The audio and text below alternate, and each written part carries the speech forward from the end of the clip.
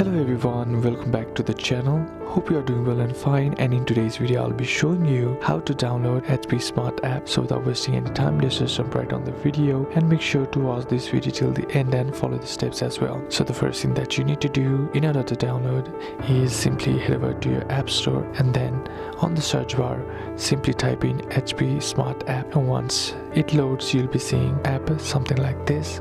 All you gotta do now is simply tap on the app, and here in order to download it, I have already downloaded the app.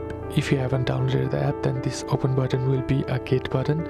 All you gotta do is simply click on that or tap on that get button, and once you do that, log in with your Apple ID or your Face ID, whatever is easier to you.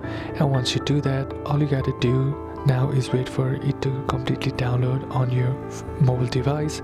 And once you do that, all you gotta do is tap on open, and then you'll be able to successfully download the HP Smart app. And here you can, by simply adding on your printers and using the options like printables, print photos, and so on.